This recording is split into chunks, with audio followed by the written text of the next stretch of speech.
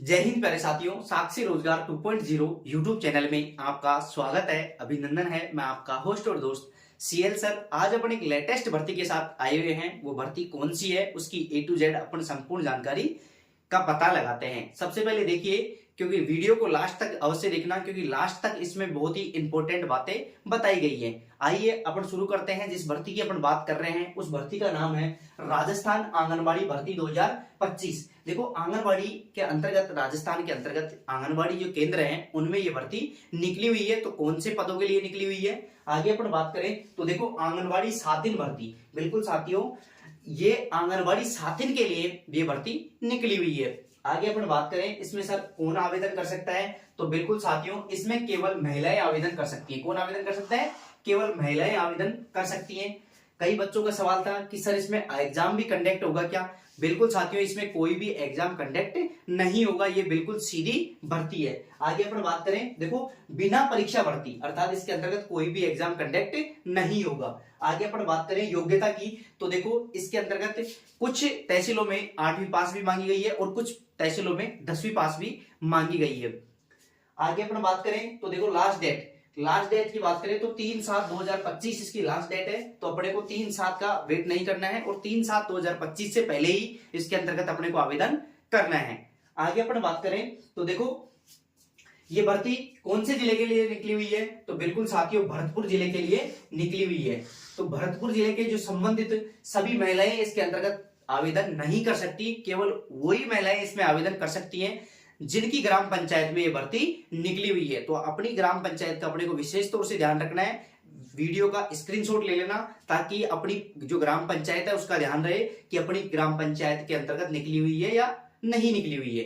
तो आगे अपन चर्चा करते हैं। देखिए, सबसे पहले पंचायत समिति। देखो, पंचायत समिति के अंतर्गत कौन सी ग्राम पंचायत है और आरक्षण की स्थिति क्या है, इसके बारे में अपन जानते हैं। तो देखो, पंचायत समिति जो कामा और पहाड़ी जो पंचायत समिति है उसकी जो ग्राम पंचायत है सोमका, गोसिंगा, बोलखेड़ा और भोरी, ये जो ग्राम पंचायतें हैं, उन ग्राम पंचायतों की महिलाएं इसके अंतर्गत आवेदन कर सकती हैं। बिल्कुल साथियों, आगे अपन बात करें तो देखो, सेवर के अंतर्गत भी ये भर्ती निकली हुई है। सेवर में गावड़ी जो ग्राम पंचायत है उसकी महिलाएं इसके अंतर्गत आवेदन कर सकती हैं। आगे अपन बात करें, वैर जो तहसील है उसमें जो ग्राम पंचायत पड़ती है समराया, कौन सी? समराया, उसकी जो महिलाएं हैं वो भी इसके अंतर्गत आवेदन कर सकती हैं। आगे अपन बात करें डीग की जो ग्राम पंचायत है जनुथर के अंतर्गत भी ये भर्ती निकली हुई है। तो अपने को विशेष तौर से इस बात का ध्यान रखना है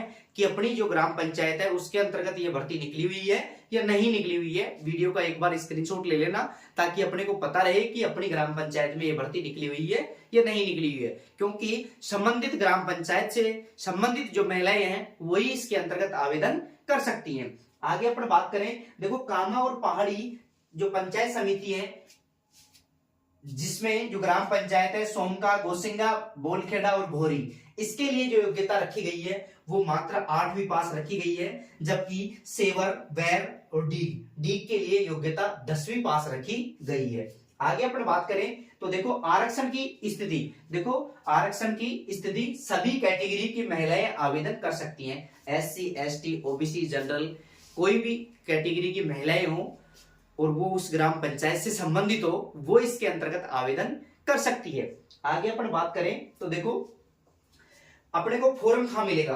देखो, कई विद्यार्थी ऐसे सोच रहे होंगे कि सर इसकी जो आवेदन प्रक्रिया है वो ऑनलाइन है या ऑफलाइन। तो बिल्कुल साथियों, इसकी जो आवेदन प्रक्रिया है वो बिल्कुल ऑफलाइन है, ऑनलाइन नहीं है। तो ऑफलाइन तो अपने को फॉर्म कहां मिलेगा? कई विद्यार्थियों का सवाल है कि सर इसका फॉर्म कहां मिलेगा। तो अपने को CDPO कार्यालय जाना है। CDPO कार्यालय में ही अपने को ये फॉर्म उपलब्ध होगा और वहीं पे इस फॉर्म को भरना है। और साथ में 2-2 सेट, सभी जो डॉक्यूमेंट्स अपने पास उपलब्ध हैं उनके 2-2 सेट तैयार करने हैं और 2-2 सेटों के अंतर्गत अपने को फोटो वोटो चिपका के रेडिजेंट करना है और CDPO कार्यालय से फॉर्म लेके वहीं पे फॉर्म भर के उन दोनों सेटों को दोनों सेटों के साथ लगा के और वहीं पे अपने को जमा करवाना है। आगे अपन बात करें, कई विद्यार्थियों का सवाल था कि सर इसमें चयन कैसे होगा। बिल्कुल साथियों, इसके अंतर्गत जो चयन होगा वो मूल्यांकन के आधार पर होगा। कैसे होगा? मूल्यांकन के आधार पर होगा। जिसकी योग्यता, जिसकी शैक्षणिक योग्यता अत्यधिक होगी उसको प्राथमिकता दी जाएगी। अर्थात जिस व्यक्ति के पास अधिक डिग्रियां होंगी, डिप्लोमा होंगे, तो उनको अधिक प्राथमिकता दी जाएगी, क्योंकि अलग अलग डिग्री के लिए अलग अलग अंक निर्धारित किए गए हैं। आगे अपन बात करें तो देखो इसमें योग्यता से संबंधित बात करें तो देखो योग्यता के अंतर्गत क्या क्या होना चाहिए। संबंधित ग्राम पंचायत की निवासी होनी चाहिए। देखो महिला संबंधित ग्राम पंचायत की निवासी होनी चाहिए। ऐसे नहीं है कि पूरे ऑल ओवर भरतपुर की महिलाएं इसमें आवेदन कर सकती हैं। बिल्कुल साथियों ऐसा नहीं है। संबंधित ग्राम पंचायत, जिस ग्राम पंचायत में ये भर्ती निकली हुई है उसकी महिला का होना अनिवार्य है। देखो चैनल पर पहली बार आए हो तो साक्षी रोजगार 2.0 यूट्यूब चैनल को विश्वास के साथ सब्सक्राइब कर सकते हैं, क्योंकि साक्षी रोजगार 2.0 यूट्यूब चैनल आपको बिल्कुल सटीक और ऑथेंटिक जानकारी देता है। आगे अपन बात करें योग्यता के अंतर्गत,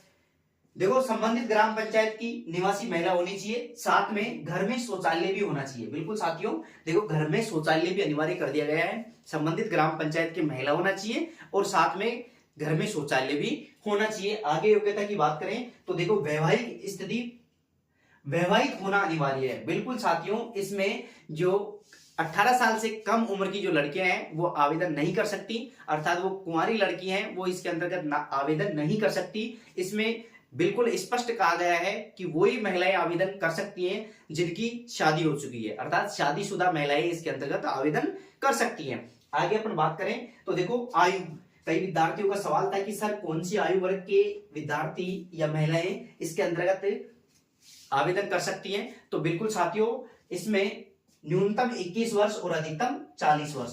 देखो न्यूनतम जो आयु का क्राइटेरिया है वो तो 21 वर्ष है और अधिकतम कितना है? 40 वर्ष है।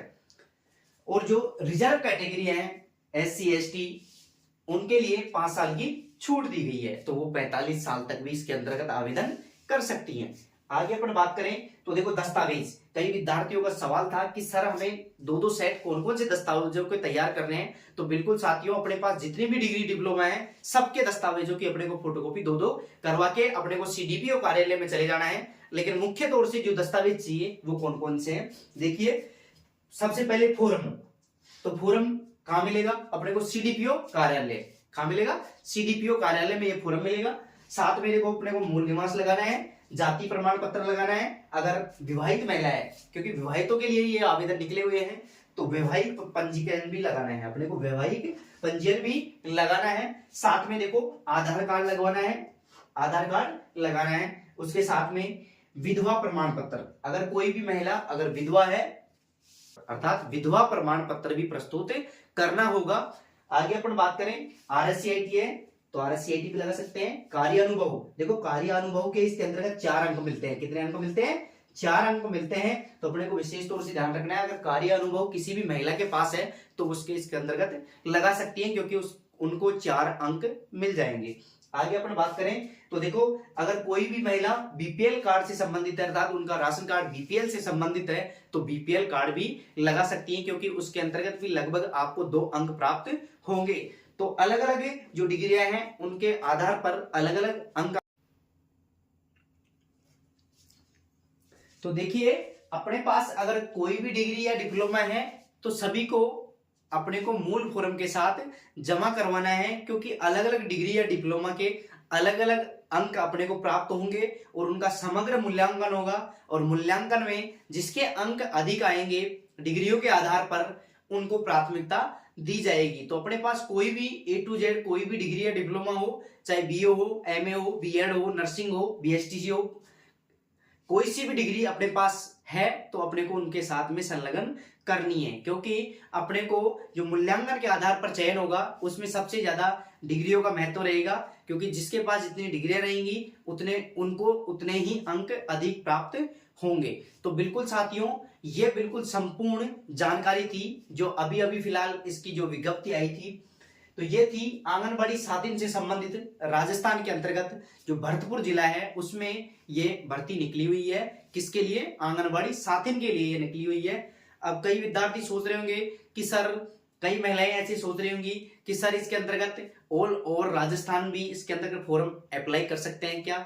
बिल्कुल साथियों, इसके अंतर्गत ऑल ओवर तो दूर की बात, ऑल भरतपुर जिला भी इसके अंतर्गत आवेदन नहीं कर सकता, क्योंकि भरतपुर जिले के अंतर्गत जो ग्राम पंचायतें मैंने बताई हैं, विज्ञप्ति में जारी हुई हैं, उन ग्राम पंचायतों की महिलाएं इसके अंतर्गत आवेदन कर सकती हैं। तो ये थी अपनी संपूर्ण अपडेट।